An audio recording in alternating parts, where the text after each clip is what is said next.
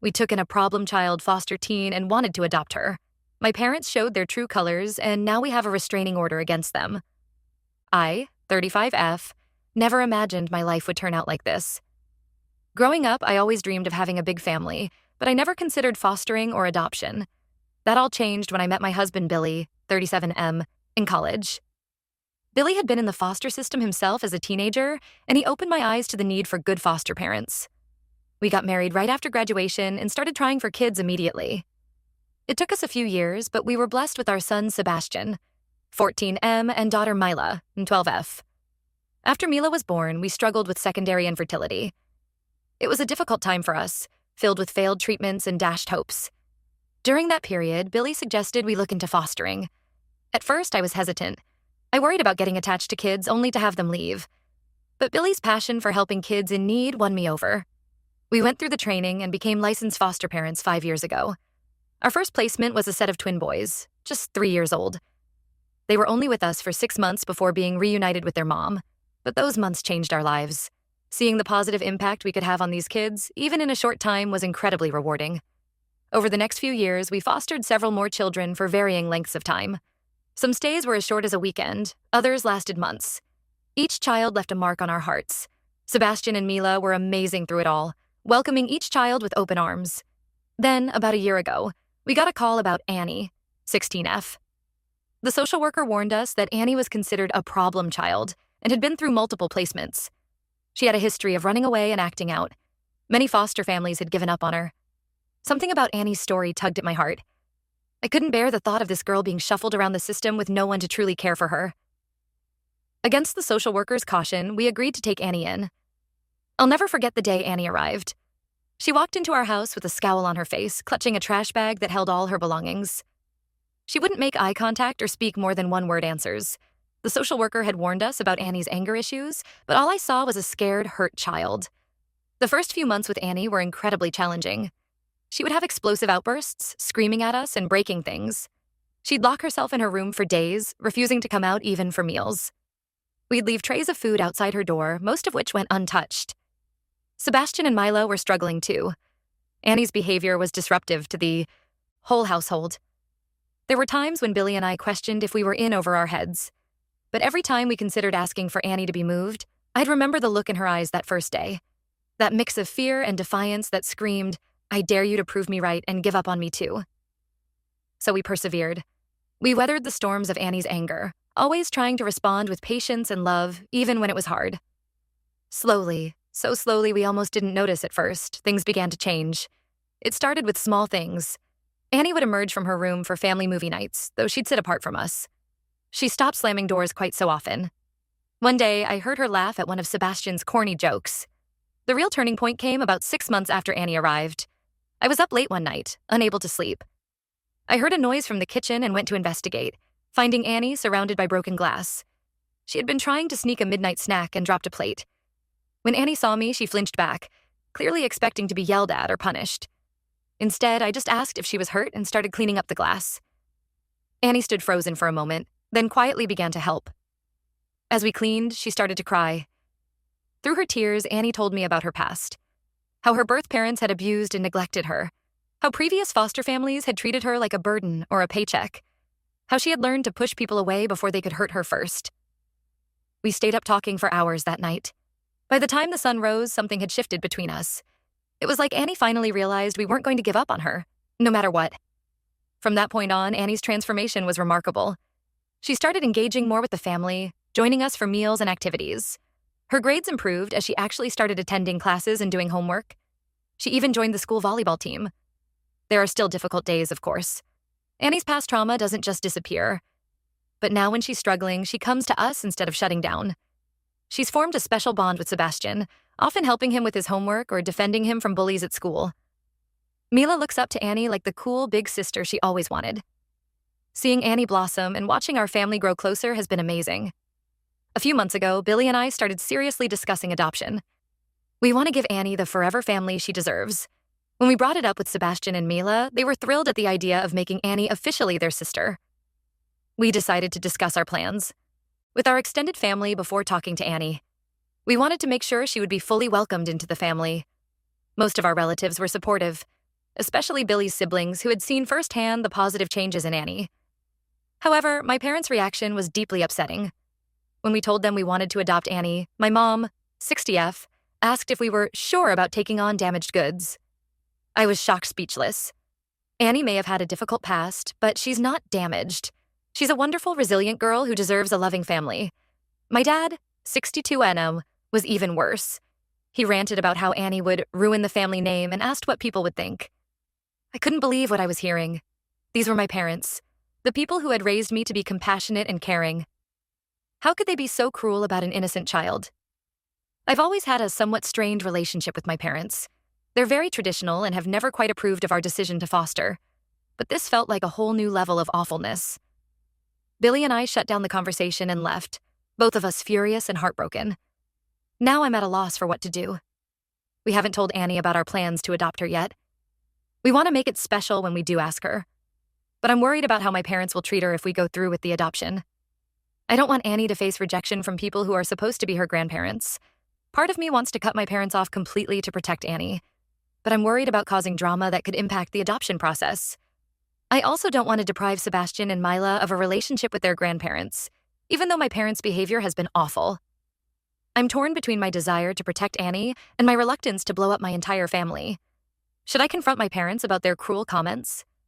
Try to educate them about Annie's past and the realities of foster care? Or just distance ourselves and hope they come around eventually?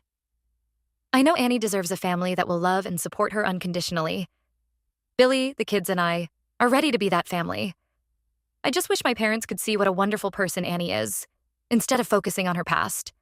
Any advice on how to handle this situation would be greatly appreciated. Update 1. It's been about a month since my last post, and a lot has happened. First, I want to thank everyone for their supportive comments and advice. It really helped me gain perspective on the situation with my parents and Annie. After much discussion with Billy, we decided to confront my parents about their comments regarding Annie. And we invited them over for dinner without the kids present. I spent days preparing what I wanted to say, trying to find the right words to make them understand. When they arrived, things were tense from the start. My mom brought a casserole, acting as if nothing was wrong. My dad barely grunted a hello. We managed to get through dinner with stilted small talk, but as soon as the plates were cleared, I knew it was time. I took a deep breath and told them plainly how hurtful and unacceptable their words about Annie had been. I explained that Annie is a part of our family now, and if they can't treat her with love and respect, they won't be welcome in our lives. My mom tried to backpedal, claiming she was just concerned about us taking on such a big responsibility. She went on about how teenagers are difficult even without trauma, and how she was worried we were in over our heads. I reminded her of all the challenges we'd already overcome with Annie, how much progress she'd made. I told her about Annie making honor roll, about her talent for art, about the way she looks out for Sebastian and Mila. I hoped that hearing about the real Annie, not just their preconceived notions, might change their minds. For a moment, I thought I saw a flicker of understanding in my mom's eyes. But then my dad spoke up, and any hope I had vanished. He doubled down on his previous statements, saying some truly vile things about Annie's background and how she would corrupt Sebastian and Mila. I've never seen Billy so angry. His own experiences in foster care made my dad's words especially hurtful. Billy told my dad in no uncertain terms that he needed to leave our house and not come back until he could treat our daughter with respect. My parents left in a huff, my mom crying and my dad red-faced with anger. After they were gone, Billy and I had a long emotional discussion. We decided that for Annie's safety and well-being, we needed to go low contact with my parents for now. We're not cutting them off completely, but we're limiting interactions and they won't be allowed unsupervised time with any of the kids. It was a difficult decision, especially knowing how it might affect Sebastian and Mila's relationship with their grandparents. But Annie has to be our priority. She's been hurt by too many adults in her life already. We won't let her be hurt by people who are supposed to love her. On a happier note, we finally asked Annie if she wanted us to adopt her. We took her out for a special dinner, just the three of us. We went to this little Italian place where we had taken her for her birthday a few months ago. Annie had mentioned it was the first time she'd ever been to a real restaurant. When the waiter brought out dessert, we had them write, "Will you be our daughter?" in chocolate sauce on the plate. When Annie saw it, she froze for a moment, her eyes wide. Then she burst into tears. For a terrifying second, I thought we had made a mistake. But then Annie launched herself across the table, hugging us both and saying, "Yes," over and over. She told us she had been hoping we'd ask, but was afraid to bring it up herself, worried that she was just a temporary part of our lives like with every other family. It was such an emotional moment for all of us. Billy and I reassured Annie that she didn't need to thank us. We're the lucky ones to have her in our lives. We told her how much we love her and how proud we are to call her our daughter. When we got home and told Sebastian and Mila that Annie had said yes, they were over the moon. They've been calling her their sister from day one, but now it's going to be official. Sebastian immediately started planning a welcome to the family officially party, while Mila asked if Annie could help her redecorate her room to be more big girl like Annie's. The next day, we had a family meeting to discuss the situation with my parents. We explained in age-appropriate terms that Grandma and Grandpa had said some unkind things, so we wouldn't be seeing them as much for a while. The kids were understandably confused and upset. Annie blamed herself at first, saying maybe it would be better if she left so we didn't have problems with my parents. It broke my heart to hear her say that. We reassured her over and over that it wasn't her fault at all, that we chose her and we'd choose her every time. Sebastian surprised us all by saying that if Grandma and Grandpa couldn't accept Annie, he didn't want to see them either. Mila agreed, saying Annie was her sister no matter what anyone said. Billy and I were so proud of their loyalty and love for their sister. We told them they could still have a relationship with their grandparents if they wanted, but they insisted they were Team Annie all the way. We're starting the official adoption process now and hope to finalize everything within the next 6 months.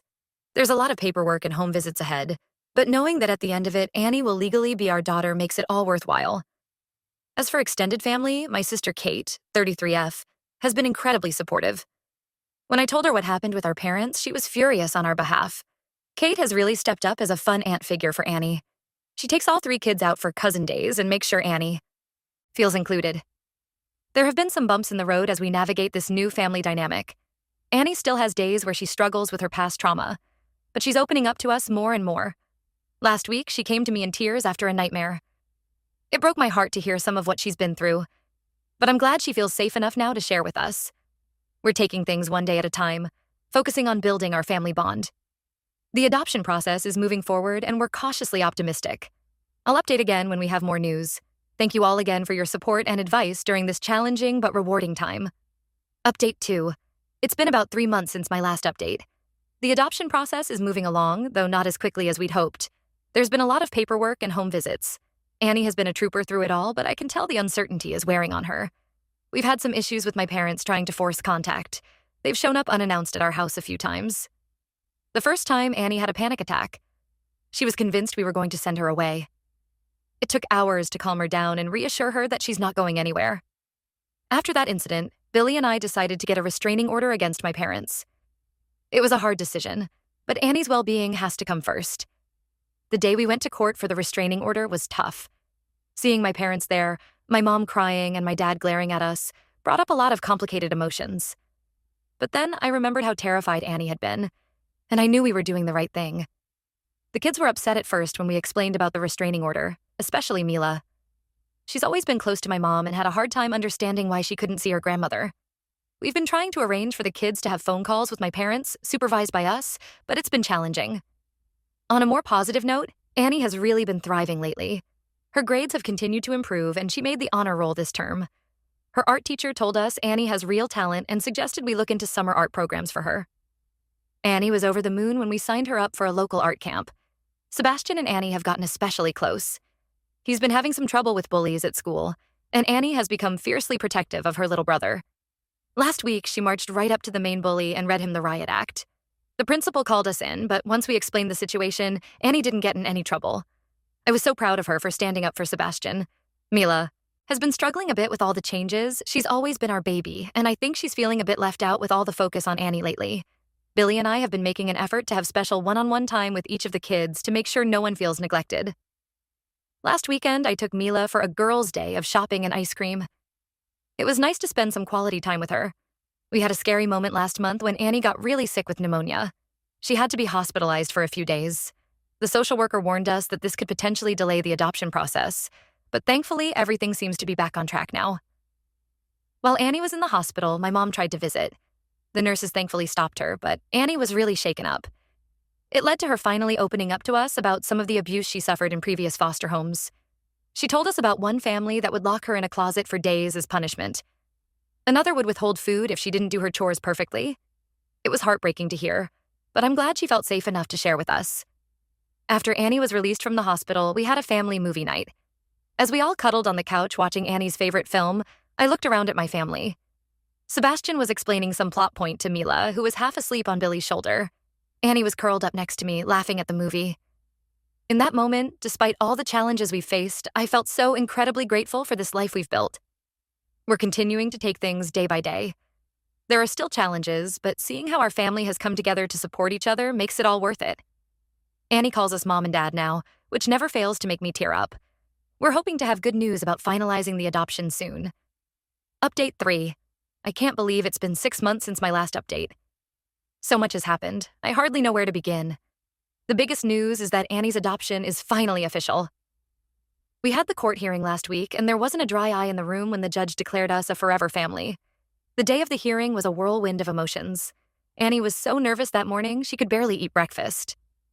As we drove to the courthouse, she kept fidgeting with her new dress, a gift from Aunt Kate for the occasion. Billy held her hand the whole time we waited for our case to be called. When the judge asked Annie if she wanted to be adopted by us, her voice was shaky but clear as she said, "Yes, more than anything." I couldn't hold back my tears as the judge signed the papers and announced that Annie was officially our daughter. We all hugged right there in the courtroom, even Sebastian, who usually thinks he's too cool for public displays of affection. We threw a big party to celebrate. All our friends and supportive family members came. Our house was packed with people who wanted to congratulate Annie and welcome her to the family. Annie was beaming the whole time, going from person to person thanking them for coming. She gave a little speech thanking us for giving her a home and a family. I don't think I've ever been so proud. The party wasn't without drama, though. My parents tried to crash despite the restraining order. Billy's brother Mike, 40M, saw them coming and managed to head them off before they could cause a scene. We're so grateful for how protective our family has been of Annie. Sebastian and Mila have really stepped up as big brother and little sister. They've been so patient on the days when Annie struggles. Last month, Annie had a major meltdown on the anniversary of a traumatic event from her past. Sebastian and Mila just sat with her, not saying anything, just being there. It meant the world to her. We've had some growing pains as we adjust to being a family of 5. Annie is still working through some of her past trauma. She has nightmares sometimes and struggles with trusting that we won't abandon her. But she's making progress every day. Annie's art has really taken off. Her paintings were featured in a local student art show, and one even sold. She was so excited to earn her own money from something she created. We're looking into more advanced art classes for her. Sebastian had his first school dance last week. Annie helped him pick out an outfit and gave him advice on talking to his crush. It was so sweet to see them bonding over typical teenage stuff. Mila has discovered a passion for soccer. Annie and Sebastian have been great about attending her games and cheering her on. Seeing all 3 kids support each other in their various activities has been amazing. We still haven't heard from my parents since the failed attempt to crash the adoption party. It's been hard, especially around holidays, but we're focusing on the family we've chosen. Billy's siblings and my sister Kate have been wonderful, making sure the kids don't feel like they're missing out on extended family. There are still challenges ahead, I'm sure. But watching Annie blossom into a confident, happy teenager has been the most rewarding experience of my life. Billy and I are tired but happier than ever. We're so grateful that we took a chance on fostering and ended up with such an amazing addition to our family.